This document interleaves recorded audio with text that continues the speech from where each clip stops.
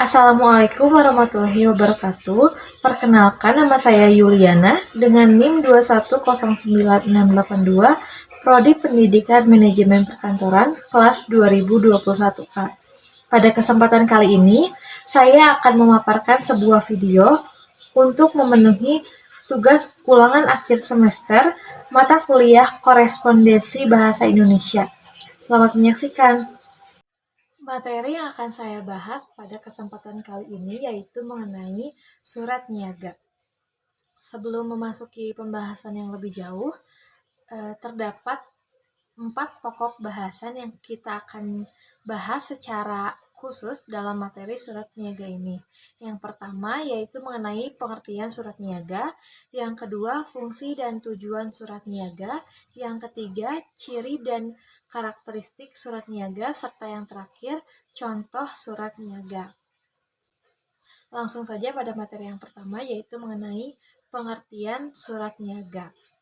Surat niaga ini kerap kali disebut dengan surat dagang maupun surat bisnis yang memiliki definisi yaitu jenis surat resmi yang dikeluarkan oleh seseorang atau badan usaha maupun perusahaan untuk keperluan niaga maupun bisnis yang isinya berhubungan dengan penawaran, jual beli barang, ataupun jasa. Nah, surat niaga ini juga memiliki suatu ciri dan karakteristiknya tersendiri. Yang pertama ada surat niaga selalu berkaitan dengan bisnis atau perdagangan. Sesuai namanya, surat niaga ini merupakan surat bisnis, surat yang digunakan untuk jual atau membeli suatu barang maupun produk yang diproduksi oleh suatu perusahaan, jasa ataupun barang. Nah, yang kedua, pembuatan dan penulisannya dilakukan secara resmi dengan bahasa baku dan ketentuan penulisan surat yang benar. Sebagai suatu surat penghantar atau pengantar komunikasi antara pembeli dengan penjual, alangkah baiknya atau sudah sewajibnya surat niaga ini dibuat dengan bahasa yang baku, yang baik, yang formal, dan juga penulisan yang sesuai. Dan yang ketiga ini, pemilihan penggunaan kata-kata dilakukan dengan baik dan ada unsur persuasif untuk menarik perhatian. Arti persuasif di sini adalah mengajak. Jadi surat yang kita tulis dalam surat niaga ini haruslah bersifat mengajak. Mengajak apa? Mengajak para orang lain atau para pembeli tertarik dengan produk yang kita tawarkan. Adapun fungsi dan tujuan dari surat niaga terbagi menjadi 5 poin. Yang pertama, surat niaga merupakan wujud nyata atau bukti sah adanya perjanjian. Yang kedua, surat niaga menjadi alat pengingat yang harus diarsipkan dan bisa digunakan setiap kali diperlukan. Yang ketiga, surat niaga dapat menjadi wakil penulis dalam pertemuan dengan lawan bicaranya.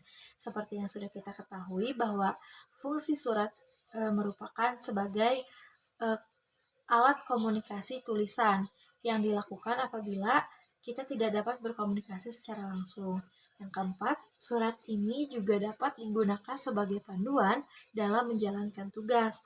Dan yang terakhir, yang kelima, surat niaga bisa menjadi alat untuk promosi. Nah, adapun contoh-contoh dari surat niaga. Surat niaga ini terbagi menjadi 8 contoh. Kita akan membahas satu persatu dari contoh-contoh tersebut. Yang pertama, ada surat perkenalan. Surat perkenalan ini biasanya dibuat untuk menginformasikan kepada pihak tertentu seperti relasi bisnis, calon pembeli maupun supplier untuk memperkenalkan produk ataupun jasa yang dijual oleh perusahaan tersebut. Untuk contoh surat perkenalannya dapat dilihat pada gambar di samping. Surat perkenalan yang diberikan oleh PT Elektronika Persada yang menjelaskan tentang perusahaannya bergerak di bidang apa dan lain hal sebagainya. Yang kedua ini ada surat permintaan penawaran. Surat permintaan penawaran ini dibuat oleh calon pembeli untuk dikirim ke calon penjual. Isi surat tersebut ditujukan untuk meminta keterangan mengenai suatu barang maupun jasa yang dijual yang akan dibeli oleh pembeli. Nah, jadi di surat permintaan dan penawaran ini penjual memberikan keterangan mengenai produk dan jasa yang ia tawarkan kepada calon pembeli atau customer. Yang ketiga ini ada surat pesanan barang atau jasa. Nah, surat pesanan barang atau jasa ini juga merupakan surat resmi yang dikeluarkan oleh suatu perusahaan ataupun instansi tertentu untuk memfasilitasi aktivitas pesan memesan ke perusahaan yang sifatnya lebih resmi. Pembuatan surat ini ditujukan untuk memesan suatu produk atau barang kepada mitra kerja sama perusahaan tersebut. Untuk contohnya dapat dilihat pada gambar di samping. Dan yang selanjutnya surat yang keempat yaitu surat pengiriman. Surat pengiriman ini dibuat oleh penjual kepada pembeli dengan tujuan untuk memberitahukan bahwa barang yang dipesan telah dikirimkan dan akan segera sampai di tempat yang disepakati. Untuk suratnya juga terlampir di gambar sebelah kanan.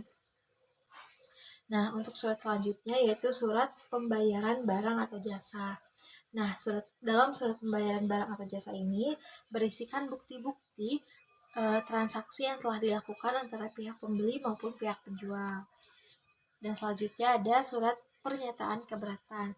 Surat pernyataan keberatan ini dibuat atau diajukan apabila pihak konsumen ataupun pelanggan mendapat suatu pelayanan barang atau jasa yang kurang efektif atau kurang sesuai dengan yang diharapkan. Nah, surat yang ketujuh ada surat aduan. Surat aduan ini diajukan apabila pemesan tidak puas dengan barang yang dipesannya. Hal ini tergantung pada alasan yang dikemukakan pihak pemesan atau pembeli. Dapat dilihat contoh surat aduan seperti yang ada di samping.